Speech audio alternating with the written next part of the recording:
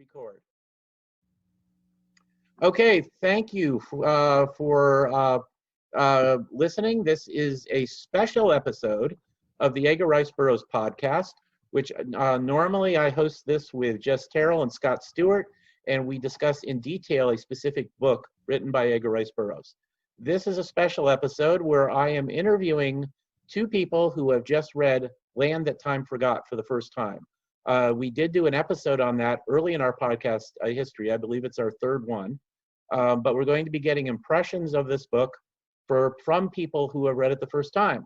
With us, we have my nephew, Josiah DeForest. And Josiah, this was the first Edgar Rice Burroughs book you've ever read, right? Absolutely. Yeah. And how old are you? 25. 25. Okay. I may have to check the family bylaws. You may be getting thrown out of the family for waiting so long before reading an Edgar Rice Burroughs books. But I'll check on the bylaws and let you know. Okay. All right. Let me know. Right. And if you're being kicked out of the family, then I'll let you know and then never speak to you again. But we'll find out about sounds that. Good. Okay. And also with us is Ben Alvarez. And if you go to our website, erbpodcast.blogspot.com, the excellent banner you see there was designed and drawn by Ben. He also did the banner for my own blog, Comics, Old Time Radio, and Other Cool Stuff. He's a superb artist, and you can see his work at his Deviant Art page, which I will post in the show notes for anyone interested. So Ben, thank you for being here. And this was the first time you had read Land That Time Forgot as well, correct? Yeah, I've read a lot of the, Mars series, and back when I was a teenager, like 13, I think is when I read Tarzan of the Apes. Mm-hmm. But, and of course I've seen the two films, Land That Time Forgot, People That Time Forgot. So it's interesting to kind of see some of the parallels, things that they changed, things that they were budgetarily unable to do but paid homage to. Yes. And I will say that I enjoy those movies enormously, even though it looks like they had maybe $3.14 to spend on the special effects. They sincerely tried to do the story well. And it was a good cast, too. So, Josiah, we'll start with you. You read Land That Time Forgot, so the first of the three novels. And yes. Did you enjoy it? I did. I thought it was a great length of story. It's really, honestly, it's really compact. You can really read it in a pretty decent amount of time, even for me, who's a slow reader. It takes me a while to get through any book, but it was really cool to go through Edgar Rice Burroughs and just see how he's able to lay out a story, draw a picture in your mind, and really take you through the story and just show you the different points and different aspects and show you the different characters and how they are crucial and able to bring stuff to the scenarios of the story. Mm-hmm. Plus, there were dinosaurs, so that's always cool. That's always cool. Yeah. Yeah. Did you enjoy the bits on the submarine, though? All the capturing the sub and the Germans recapturing it and all that? Or did you feel impatient to get to the dinosaurs? Or I did feel kind of impatient, yes, because I was like, okay, and I kind of noticed it kind of splits about halfway when they come up to Kazbak. Mm-hmm. That's really about the halfway into the novel, and I'm like, they spent a lot of time, but it was really cool to see kind of the back and forth between the Germans and the good guys, to kind of see and really show that it could go either way. Like either side could really take control and make a difference of where they're going and what they're going to do. And they really laid out the story well to the lead up of Kazbak and really giving them a plausible reason to enter the island for fresh water. Otherwise, they wouldn't have made it. And it was really laid out well. Mm-hmm. Yeah, Burroughs is really good at plot construction. He'll come up with an idea that might be bizarre in real life, but he'll make it work. And I will mention, by the way, that Land That Time Forgotten and People That Time Forgotten, Out of Time's Abyss, were originally published in 3 consecutive issues of Blue Book magazine, which was a pulp in 1918. So, and Burroughs considered it one long novel. So since then, it's like the paperback you showed me is Ace Books. They're the ones who first divided it into a trilogy. Cool. So what took half the novel was really just like 1/6 of the whole story. So you read Land That Time Forgot. It's an awful long time to get to the dinosaurs, even though I also enjoy that part. But if you read all 3 and consider it one big story, then it's just really one small fraction of it before you're there. That makes sense. That's cool. Yeah. Well, I feel like you really do have to consider it one long story because there's so many questions that are left unanswered at the end of the first one that are then picked up and answered in 2 and 3. Yeah. In People That Time Forgotten, Out of Time's Abyss. Mm-hmm. Even though it does feel like Burroughs has to kind of, he either has lost his own thread of thought or realized that he needed to address something and had to kind of almost retcon things. Like in the first book of the trilogy, the Germans leave, and it seems obvious that they've gotten out. Yeah. And in the third book, he has to kind of come up with this excuse for them having to come back just so you can have, some conclusion to that story, some closure to what happened with the Germans. Yeah, it's because they'd run low on oil again, right? We're coming back to refine some more oil. Oh, wow. Yeah, so. Yeah, because they had gone out and they had tried, they'd encountered the same trouble that they encountered in the first one, which was anytime they approached somebody, they didn't believe their flag. For some reason, they were because they were so close to Allied waters, that's what they kept running into. So everybody started shooting at them as soon as they saw them. So ended up just not being able to make any advancement and have to pull back to get more oil and resupply. And that's when, all that happens in the third book. Yeah, and I think von Schoenvoort was such a despicable villain. I think Burroughs probably felt that you had to hear about him getting his or see his get his comeuppance. Even if he had put in, "Oh, we're all rescued. I wonder what happened to von Schoenvoort. Oh, here's a news item: his U-boat got sunk. He's dead." That wouldn't have been as satisfying as watching him get killed. I believe by one of his own mutinying crewmen. Right? He just pushed them too far, and then got bayoneted by one of his own guys. Because his discipline has been so brutal. I think it's also quite interesting that you've got this up with him and Liss. From the beginning, and there's that little coincidence, but stories are built on coincidence. Yeah. But that I haven't used my German for anything but little things like this since I was a kid. It's like, what are the Nazis saying? And Indiana Jones, or the Racketeer. But Schoenwitz is actually almost literally translatable as pretty words. Oh, is it? Okay.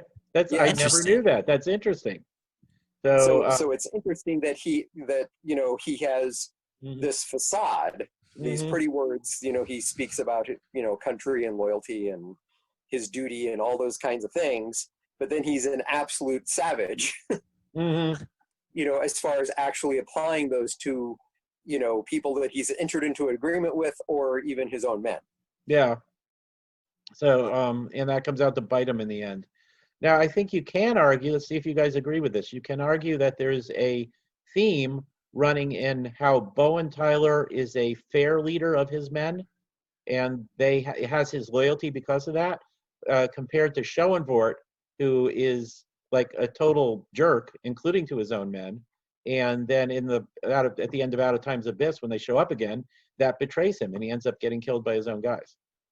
That's a good assessment, yeah. So. Well, I think that's why you definitely have to consider it one long book, because part of the other commentary that's made by that difference in leadership, it's also the idea of the evolution that's going on in the people that they're meeting. The people that they're meeting have a very binary philosophy: kill or be killed. Anything that is not like me doesn't belong here and has to be gotten rid of. If you're ready to evolve up, they cast you out. If they catch you before you reach the other land, they kill you, which is kind of weird considering everybody's aspiring to evolve to the next tribe. But the lack of evolution in the leadership style of Schoenvoort's is, like you said, kind of the opposite of the more civilized, evolved, compassionate form of leadership that Bowen has. I mean, Bowen is overly cautious about using violence and such. Yeah. Even when the Germans are in physical mutiny with guns, retaking the ship, he tries to make sure nobody gets shot. Mm-hmm. So yeah, even though he is absolutely justified in shooting Schoenwurtz when he comes down the ladder. It has a gun pointed right at him. It's like, no, he just kind of knocks the gun aside and takes it. Yeah. Okay, yeah, and looking at it as one long novel, it was originally published in 3 parts in a magazine. So the sudden change from Bowen Tyler to Tom Billings as the narrator, and then in the third book, switching to the third person narration. Does that seem at all awkward to you, reading them together as just one novel, or does it still work? Well, there's voice changes that happen even within the individual books, right? Because first you have the unknown author, probably Burroughs, in the classical, trope of the time, that I, the author, am the one that discovered this thermos, and I delivered it to the family. Yeah. I read this account. So it changes from his unidentified voice to Bowen's voice in the first one. And then the second one, he's back, because he's then talking about, I'm taking this to his family, and they're at the family. I went and I met their personal secretary, who is this very competent individual. And then all of a sudden it turns into Billings' account of, after we got everything together, we headed for Casbah. There's another voice change in the third book. I'm trying to remember where it is. It's also interesting in the third book, he tries his first dialectic writing. He tries to put accents on people, which he hasn't done in the previous. That's true. He did. Chapters of previous books. Yeah. Bradley is shown more, I think, even as a leader than Bowen is. Bowen is almost a mediator between the two sides, because he's the only American. Right? But in the third book, Bradley is very much in charge of his little squad that's going out looking for Bowen and hopefully Liz. Yeah. And he's very much a man's man, and all that kind of stuff. That's a good way to put it. Yeah. And I think those differences are deliberate. I think Burroughs could often be more thematic than people give him credit for. And so, yeah. Now, what do you, Josiah, I know that you read just the first one, so that you had some unanswered questions about the weird way evolution was working on the planet. I did, man.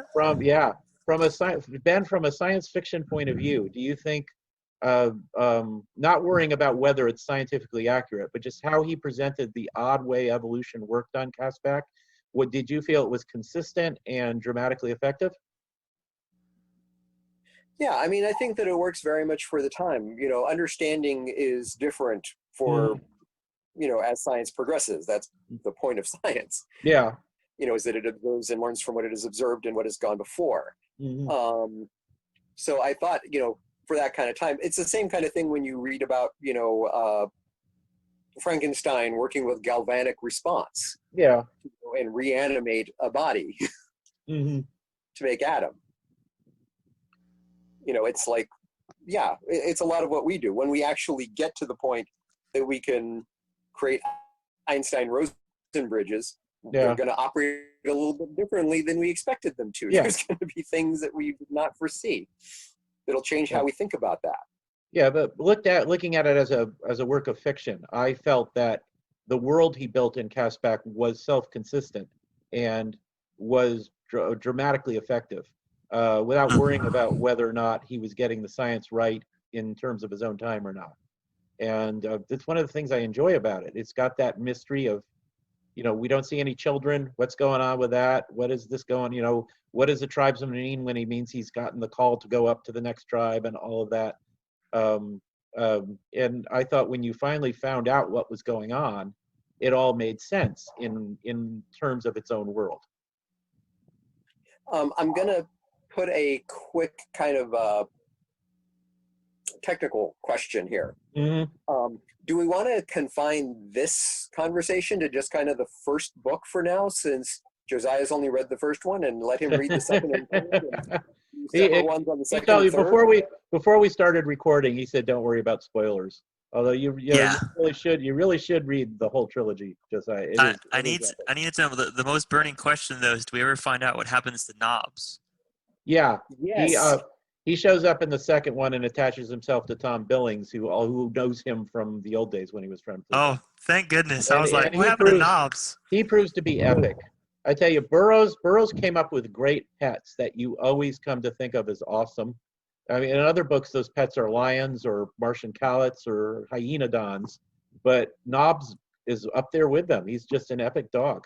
So he learns to live. You know, there's a scene in the first one where he bites the Allosaurus tail and gets thrown through the air and comes back Yeah. chastised.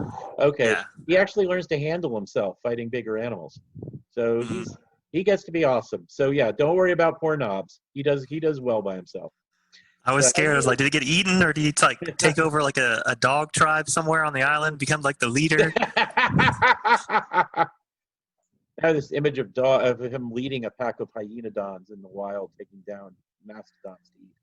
So, Oh yes, I so loved it how he was Prince Knobs, wasn't he?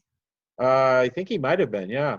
Yeah, Uh, that actually caught Yeah, me off because- guard. Like the first couple pages, I was like, the prince was at my feet, and I was like, why is this guy? Oh, it's a dog. I see. I was like, all right. yeah.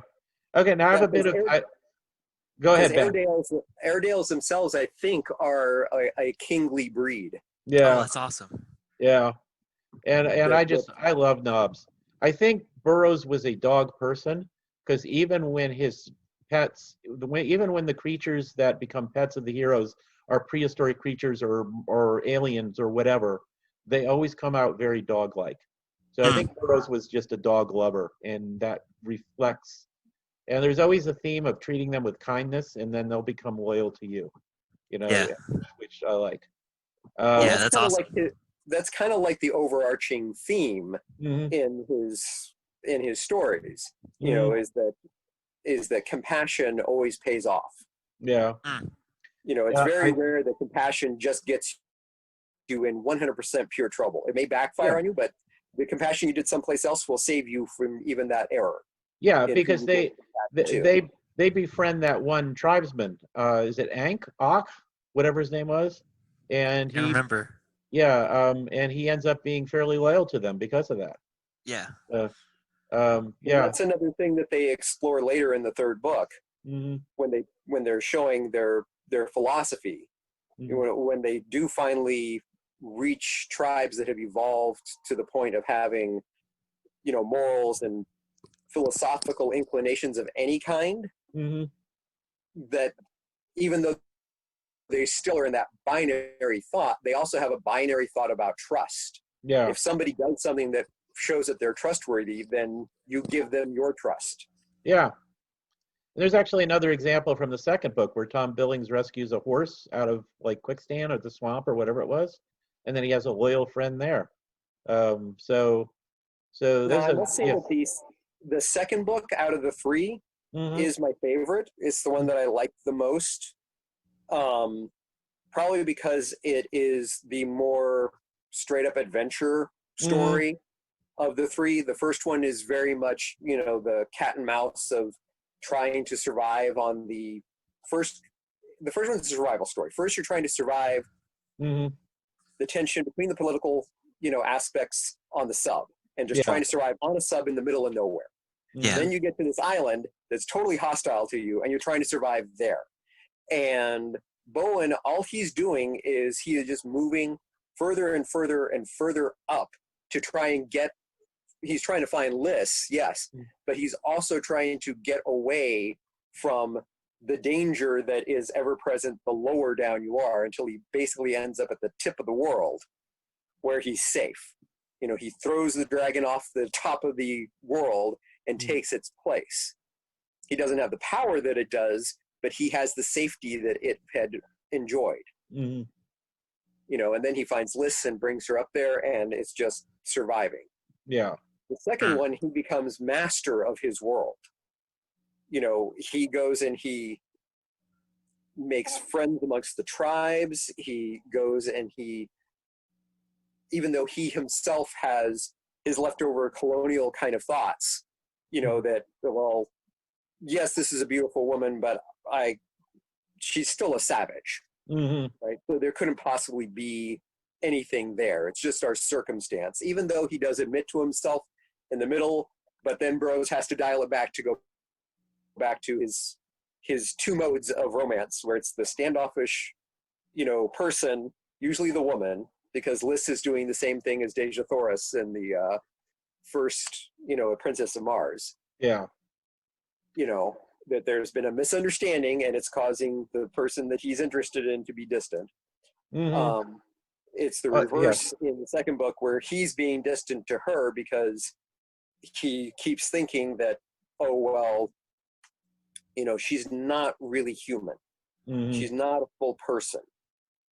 And it's obvious that doesn't matter by the middle of that book, when they are thinking they're about to die and they're accepting death. At that point, he accepts that he does love her. Yeah. But then as soon as that situation is gone, it gets reset. Yeah. I think you can say that Billings, of the three protagonists, Billings is the one who has actual character growth, because he eventually gets past that attitude and says, "Oh, I love her. I'm going to marry her."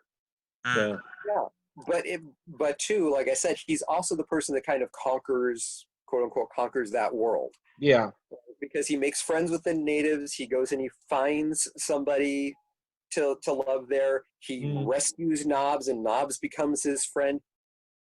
He introduces horsemanship to the world. Yeah. He's the first cavalryman. That's cool. So at the end of this thing, he has not survived that world. He has gone and adapted to it, and he's been able to kind of prove himself in it. I mean, there are, of course, some leftover vestiges of colonialistic kind of thought. I mean, at the end, they do basically find the best of the women of the natives and take off with them. Now I would define the third one almost as a horror story. Weiroo's City of Skulls, and the culture based on assassination, and the headless bodies floating in the river. And the third one is still a discovery exploration one. Yeah. It's a horrific exploration. Yeah. He's discovered this culture, and he's actually finding things out about it. Right? It's the first culture you have to actually explore with civilization as such. But it's a morally inverted civilization, and that's part of what his discovery has to be. Yeah. So how does that? I'm kind of curious. How does that switch to horror? Like, how does that feel to the story? Well, like, have you gone through the first, the second, and the third? Bradley is captured by the Weiroo, the winged men. I think they hint at them very slightly in the book you've read, and they hint at them more overtly in the second book. Third book, you find out for sure they're real. Bradley's kidnapped and taken to the City of Skulls, and escapes, and has to kill some of the Weiroo, and finds out that they kidnap human women to mate with, which is pretty horrific. When they assassinate each other, they cut off heads and dump their bodies into holes which come up in the river. I think I mentioned beforehand, there's a scene where he's wading through a river where headless corpses floating by him in the near pitch dark. So, no, there's a problem in that the corpses that pass by him in the dark still have heads. Yeah. It's because he even goes in. It's one of those things that I feel like Burroughs lost his little train of thought, because he kind of has to retcon it, because he has him groping around in the dark, and he realizes that what he's grabbed is somebody's face, and there's a body, and he does that twice. But then just a couple paragraphs later, he points out, well, they should be headless, and when he gets out in the light, that's when he sees headless ones. Yeah. So it just means an occasional body gets dumped in with its head still attached. I do forgot something. Just kind of wondered out loud how that happened. Yeah. The other thing that goes to the horror point, though, is the buildup of the Weiroo. Yeah. Because they get a glimpse of one pretty well, but it's so quick that each person is left with a different impression of what they have seen. And Oh, their cool. personalities define how they're reacting to this virtually skull-faced flying creature in tattered white robes. And somebody even describes it as a banshee and is convinced that they're going to die because they have seen this. Cool. And Yeah. it comes by every night.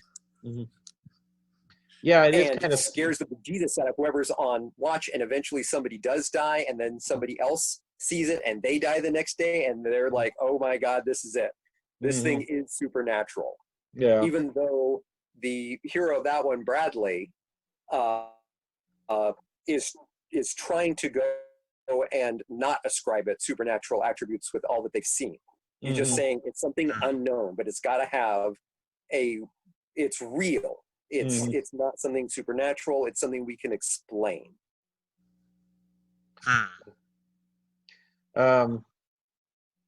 Yeah, and there's also kind of, I think, a scene that goes towards horror territory where he is in that river, and it goes through an open area before going underground again. So he has to not be seen. He has to like go underwater holding a corpse over him. Ooh. So that, so. Ooh.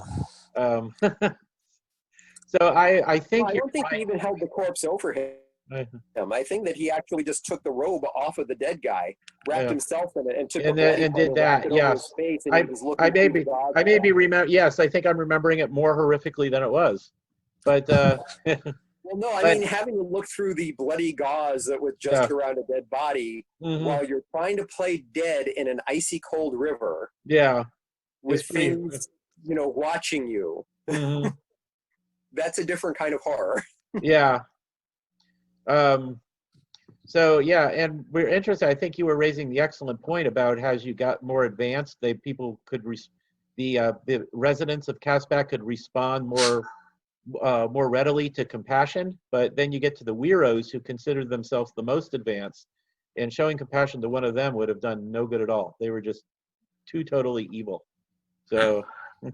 Well, no, they're totally in a might makes right kind of situation. Yeah. Almost, but they do have that weird, because they're actually a theocracy in a way, because their ultimate power resides in he who speaks for Luata.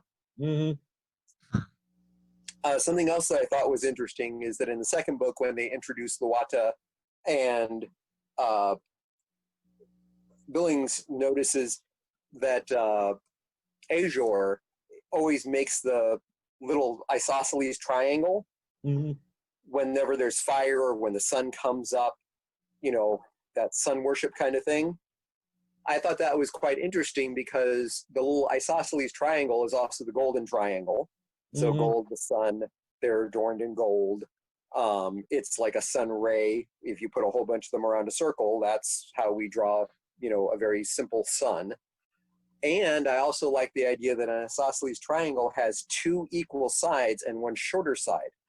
The lower forms of development, even up to the Krolu, the bowmen, are that bottom triangle, bottom piece of the triangle. The two equilateral sides are the Wiru and the Galu, who can both reproduce, they can have the no egg, the no egg births, and they have their own peculiar level of equality, because the Galu, while they've got the advantage of we produce male and female no eggs, the Wiru, who can only produce male no eggs, can fly. Yeah. Which is kind of a very balancing kind of thing, because it's put them very much at the top. They have simple, huts and palisades and things like that amongst the Galu, but they have tiered apartment cities, amongst the Wiru. I got to say, the next time I'm helping in our church's nursery, I'm going to call all the little kids no eggs now. Oh.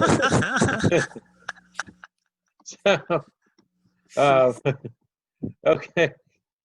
Stop, Noah. Come okay. here. Well, just so let's go back to the first one. Do you have a particular favorite scene in it, do you think? Oof. Well, I really enjoyed when they first came up out of the water in the submarine, and they just got to the island. The suspense in leading through the underground passage I thought was really great, because you really get that sense of if something goes wrong, then they're basically all dead. Yeah. But they get up and then they find the monster in the lake, and all the monsters in the little lake there and the little streams, which I thought was really cool. And I just thought that was just like a really great way to introduce the dinosaurs, and just to kind of explain and to show what this land will be about, which is pretty awesome and cool. And it was just, Yeah, I thought just this a detail, but when they were eating plesiosaur steak later, and somebody said it might be the same one that ate the German, and List didn't want to eat it anymore, I might have had the same reaction. You know, if there's any chance at all that this would just ate one of the crewmen, I don't know if I'd want to be the one to eat it. That would just feel weird. So, man, that caught me off guard. I was like, oh, go ahead, Ben. I was going to say, they did point out, that, the odds are very low that this particular one would be that particular one. Yeah. When we've seen hundreds of these things, But yes, ironically, that too, the earlier part of that, when they actually are just sitting down and eating something that has not existed before in human existence, alongside, when they're sitting down and eating it, that too is my favorite scene, but for a different reason. So Liz has been distant from Tyler, from Bowen, for this period up to this point.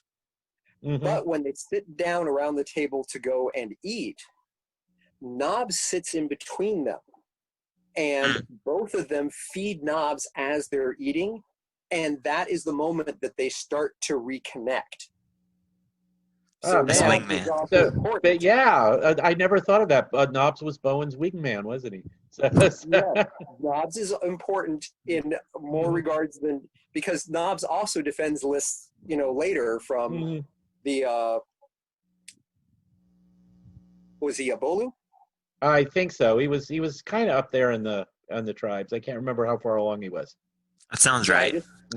Yeah, I can't remember if he was a hatchet man or if he was a spear man. Yeah. So yeah. But I did actually enjoy that last battle where Bowen fights hand to hand against the bad guy to save Liz, and he himself goes totally caveman. It was like this Absolutely. he was now a savage defending his mate. And that's a common Burroughs thing too. The women always need to be rescued. They're often intelligent and proactive and brave. They're not just damsels in distress, but they do need to get rescued fairly often. And she was the one who was like, "You got a knife, man. Like, you can use it." And he's like, "Oh yeah, that's right." So, that's maybe another thing that I like about the second book is that Azor rescues Billings. It's not the other way around in that particular instance, and she is much more apt. One of the little details that kind of shows the mindset still of the time. It's like you're only as progressive as your time period allows you to be. What's progressive for one time period is seen as behind the times 50 years later or whatever. Right?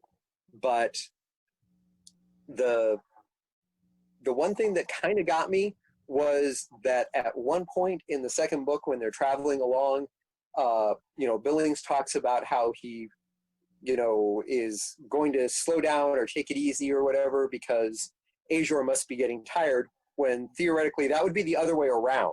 Yeah. Billings is tough because he was a cow puncher and everything else, and that might let him keep up with someone who was born and bred for hundreds of years in this environment. You already mentioned that it takes like 700 years to go through the cycle.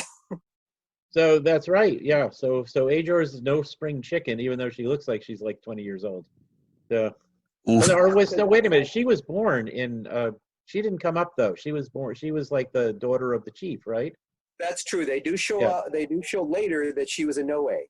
Yeah. But still, being no egg, we don't know how old she was, That's because true. there doesn't seem to be any death from old age in this environment. And like they said, it takes 700 years Mm-hmm. through one cycle, and they have to do 7 cycles of that 700 years or whatever. Yeah, which is why so few. That's crazy. Yeah, which is why so few people make it, because on Caspak you're very likely to get eaten before 700 years go by. So that's why the no egg women are Mhm. so important. Yeah. But of course, that's who they take off with. Mhm. Yeah, did that now? I'm not really that critical of Billings and Bradley at the end, where they basically lie in order to get the girls on the submarine and get them away. No, because But, the girls want to go. Yeah, the girls want to go, but I was like, they were friends with these guys. I don't see what other option they had, but I always felt a little badly for Azor's dad and Kotan's family, because they thought they were just taking a little joyride on the sub and we're going to be right back, and then they never saw him again. So we're going to show them the inside of the sub. yeah, It's leaving. We'll we'll be later. back in a few minutes. Yeah, it's just one heck of a way to elope. So But that does bring up an interesting question, for kind of later. mm, Is it some trick of biology, or is it some trick of the place that people don't age? Is it possible that Azor and Kotan, or whatever her name was, mhm. are not going to age out in the real world, and they're going to outlive the men that they came there They with? could still be around 20 years old now. I do think that they'll both be okay in the modern world, because Caspak is just so inhospitable. You don't want to be there. Yeah. The happiest points that you can have is just like a little bit of safety, Mm-hmm. but it's still not a guarantee. Yeah. As long as Kotan has her man, Mhm. she's happy. Azor, I feel, will be even better off, because Azor is shown specifically to be a curious person and to want to see new things. Mm-hmm. So she is going to be very happy in a whole new world to explore, with all these things that she's never seen before. She's the kind of person that might turn into a scientist eventually herself. Mm-hmm. Yeah, That's there cool. is this isn't canon because it was written by Burroughs, but there is a graphic novel, Tarzan in the Land That Time Forgot, drawn by Russ Manning, that came out in the 60s or 70s, I forget now, where Azor's daughter goes back to Caspak to like just to see her roots, and Tarzan comes along, and there's dinosaurs and Wero and war and all sorts of stuff going on before they get loose. It's not a good. Awesome. It's not. It is awesome. It's great artwork too, but it just proves that Caspak isn't a great tourist destination Ooh. So Well, I mean, it's got a big "keep out" sign just because of the walls. yeah, it does. Well, there's a ladder up that wall now, built by Billings' crew. So Yeah, they anyone have who to wants, bring new wood eventually, because they just drove the iron bars in and put planks on them to make Yeah. steps. yeah, But, you'd probably if you found it nowadays, you'd probably have to repair it. But and you do learn from the second one, never dogfight with a pterodactyl, which is always good advice. Something interesting. Indeed. Yeah, so they used like an H-16 Curtis, I think, Mhm. is also what they used in the film. Yeah. That seems to be the most likely plane that they would be using. Mhm. But I think the most interesting thing about that description is that they describe the pterodactyl creature as being like 80 feet long. That's bigger than like Rodan, I think. I think it is. Wow. Well, Burroughs was never great at paleontology. In one of the Well, Pellucidar these are not supposed to be the same life forms. They're just Yeah. supposed to be similar ones. So I always That's true. Yeah, you could always say that. But in the Tarzan at the Earth's core, where Tarzan goes to Pellucidar, there is a scene where a Stegosaurus jumps off a cliff and spreads its back plates out and glides down. So What? How oh, does it's absolutely wonderful. I'm not criticizing it. I wouldn't take it out if I were editing that novel. I don't know how I feel about that. But that's here's another thing, though. But here's another thing kind of related to what we were talking about with scientific plausibility, right? while it being able to somehow break its fall to great enough wind resistance or whatever with its plates, the interesting thing is at the time they thought that the plates were stationary. Right. That's what I remember from that period of time, that they thought the plates were stationary. Around the 80s or 90s, they started to think that there were signs that there were tendons that were attached to the plates that would allow them to manipulate the plate's position to go and follow the sun to keep themselves warm in their core temperatures. So Burroughs is like cool. 60. So Burroughs was like 60 years ahead of his time there. So, he was the greatest scientist. Yes. So, but that was also before they started thinking that that dinosaurs were descended from birds instead, or just but that they were or ancestors of birds, or whatever. Yeah, that they could maintain their internal body temperature on their own. Yeah, that's fairly recent. They figured they were cold-blooded for decades, and the warm-blooded has been probably around at least 30 years now, if not longer. But it's a lot more recent. Yeah, it was around the 80s and 90s that started to come up with Fokker and Dinosaur Jim. So, okay, well, we were before we started, we were mentioning the 1970 3 or 4 movie, Land That Time Forgot, with Doug McClure. The 70s, yeah. Josiah, you said you saw the trailer for that. So I did. Watch that one and the sequel; they're fun. So I want to, yeah. Ben, what do you think of Land That Time Forgot as a faithful adaptation of the first book? Oh, neither of them are really faithful adaptations because, for instance, Schoenwurtz is a much nicer person in the movie. Yeah. Well, right? In the movie, he is a decent fellow. Yeah. I will mention in when World War I was going on, in this novel and then in Tarzan the Terrible, he presented Germans as all like ruthless, horrible, evil people. And it actually came back to bite him after the war, where he lost sales in Germany. And so there are several books written in the 1920s, including Tarzan at the Earth's Core, which have co-heroes that are all German. So he was trying to say, okay, I know you guys aren't so bad. Sorry about that. That's interesting. Yeah. So it's just propaganda of the time. Yeah, it was. Yeah, I mean, I'm not criticizing it, and Schoenberg's actually a good villain. But yeah, because the movie was not made in World War I, they didn't go with the stereotypical Prussian evil guy. They made him kind of decent. They made his first officer a jerk. But Schoenberg himself was an honorable man. And that is a major difference from the books, I agree. The plot, I thought, followed the movie. The movie followed the plot of the book fairly well, though. So in one sense, it is fairly faithful. Yeah. Of course, in the movie, there's no question that the plesiosaur they're eating is the same one that ate the German. So yeah, because they've only the got only one. Yeah.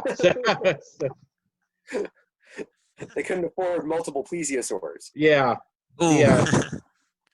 Yeah. So by modern CGI standards, the dinosaurs look terrible. But if you just accept them for what they are, I think the movie is very, very entertaining, and I think the cast is good, and I enjoy watching it. That's awesome. I'll be sure to give it a watch. And the second one is also a very fun movie.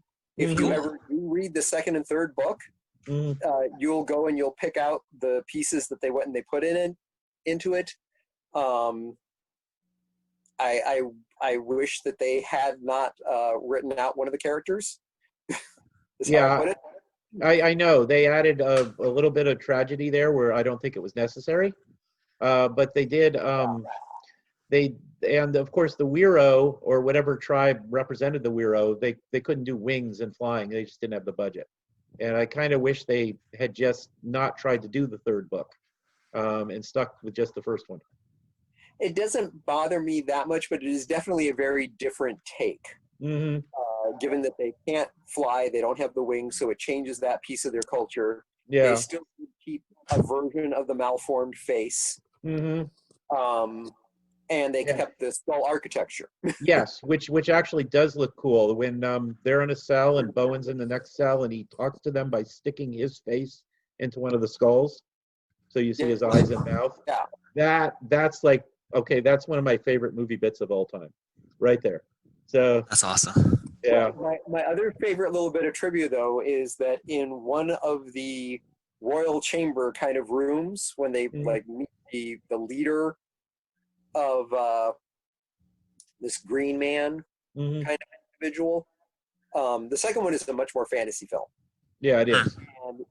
And my ultimate proof of this is that on the walls behind them, what are supposed to be art tapestries, are actually two blown up Frank Frazetta paintings.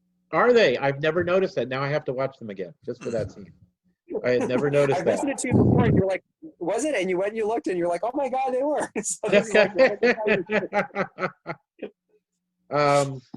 yeah, but that was actually Tom Billings in that movie is John Wayne's son. That's Patrick Wayne. Oh, cool. Yeah, he also played Sinbad in Sinbad in the Eye of the Tiger. Huh. So he has quite a he did a lot of westerns with his dad, but he has some science fiction, some solid science fiction cred from those two movies, or fantasy cred, I guess you should say. So, That's awesome. Yeah. Cool. So, okay. Well, you guys have any last comments on either the trilogies or the movies? Did you ever watch the science fiction channel version of Land That Time Forgot? No, I saw that it existed, but I'm always kind of wary so of the you are fortunate that you have not wasted any minutes of your life watching that abomination. Other than I do enjoy a scene where the beach submarine fires a torpedo like it's a rocket to blow up a T-Rex, which, as absurd as it is, was a fun idea. But other than that 10 seconds of the movie, it's awful. It doesn't even make sense in its own, they changed the plot of the original book quite much, and it doesn't even make sense in its own context. And it's poorly acted. And well, I mean, I find it interesting that they fired a torpedo like it was a rocket, because that literally makes as much sense as the stegosaur flying with its backplates. Well, it was something I accepted because it was a cool idea, not because it could happen in real life. So that's a rule of cool thing for me. So, but that was like the only entertaining moment in the entire film. It was just, it's typical science fiction channel B movie, which is just tries to be so bad it's good, but it was only succeeds in being bad. So yeah, I guess the only other criticism that I ever have is of the initial setup. Trying to get them off course and where they need to go.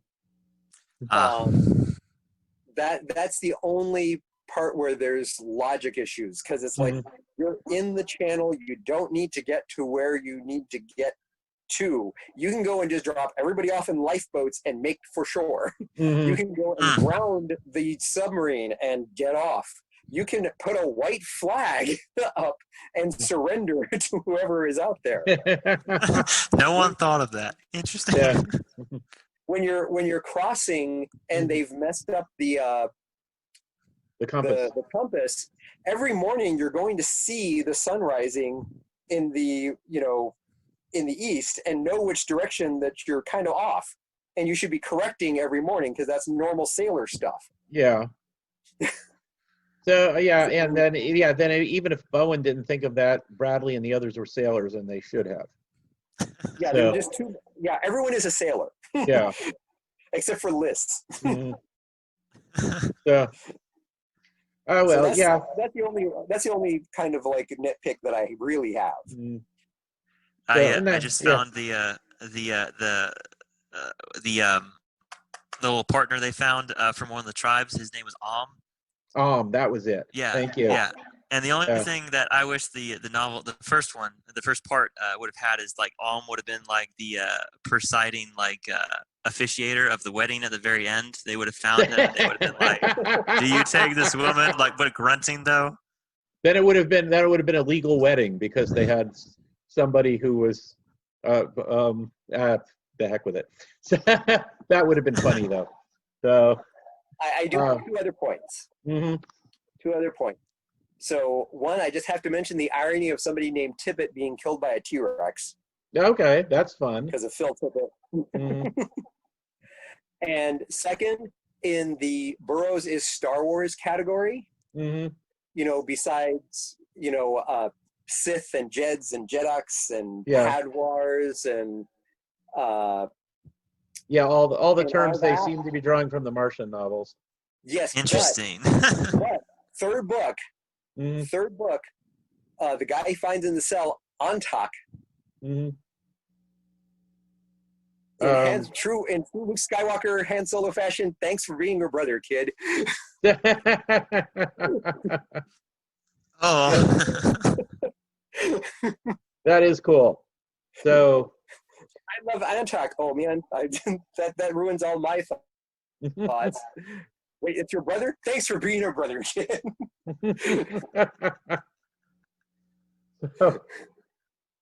I never made that connection before, but that is interesting. So It's because it's played entirely differently. There's so much more tragedy yeah. in the Burroughs version. Mm-hmm. You know, it's not all Ewok hugs and Yeah. stormtrooper helmets. Yeah. Oh, one thing I'll mention is that, you know, Burroughs never went back to Caspak because he had pretty much wrapped up the story there. Whereas Tarzan's Africa and Mars were both open-ended worlds of adventure. Caspak served its purpose, but then he was kind of done with it. So he never went back to try and make it a series. And as much as I love Caspak and love these books, they are perhaps my favorite Burroughs books. I think he was right. I think there was no room to make it a series in any way. Although That's a good point. you could probably come up with story ideas for that. You know, there was that graphic novel where Azor's daughter goes back. That Burroughs could have written something like that. So maybe. Well, no, I mean, I think that Caspak itself is large enough, and all the things that are in it Mm-hmm. are enough that you can. It's as expansive as Africa. Yeah, that's probably true. You know, even when you go and you add a little bit of Pellucidar and stuff to it. Yeah. But the thing is that his point about the story, in his mind probably, and what is being presented, is that it is mostly connected by the overarching mystery of the evolution of the place. And once he set that up, and he set it up as a hierarchy that happens, that explains that part. What's not super explored, you get little pieces of it, but it's the interactions of the tribes that exist. Yeah. So binary kill or be killed, there's very little interaction, and there's the apex predator tribe, right? But the Galu have now had enough exposure to, the advanced thoughts, as it's put in the third one, because the Weiroo are supposed to have advanced thoughts, but they've gone off the rails with their tas-ad, their right thinking. But because you've introduced that, you could actually have a new layer of societal development in the Galu, who either on their own or with some other outside impetus start trying to find a way to break down the taboo between the tribes. Okay. Because everyone is scared of the Weiroo still. And the best way to do that is to get everybody together to start hunting Weiroo wherever they're found. That would actually make for an interesting story. So yeah. So okay, I will agree. There is room for sequels and more adventures and all of that. So okay, guys. But then once again, Star Wars Burroughs would be Star Wars, because then you're trying to make an alliance to rebel against the Weiroo. Yeah, it would be, wouldn't it?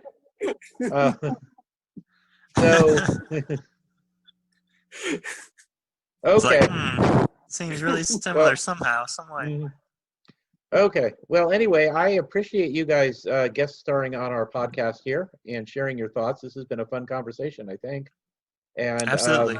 And I think people will enjoy listening to it. About books 2 and 3, if we ever want to get together for more chit chat about that or something else. Okay. I'll keep that in mind for the future. Yeah, Josiah, read more Burroughs, and I'll let you know soon if you're still in the family. Okay. Oh yeah. I think you're right on the edge there. Okay. And I appreciate everybody listening. Please keep an ear out for our regular full-length episodes.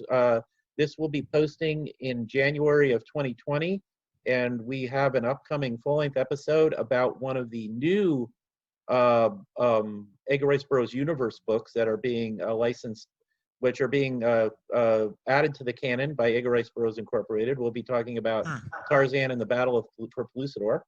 And also the mini podcast we're doing currently, we are wrapping up a chapter by chapter analysis of Tarzan of the Apes. And after that, we'll be doing a chapter by chapter analysis of A Princess of Mars for the mini podcast. So please keep an ear out for that. Anybody who enjoys what we're doing, feel free to leave a nice review for us on iTunes. And thank you everybody for listening. Record.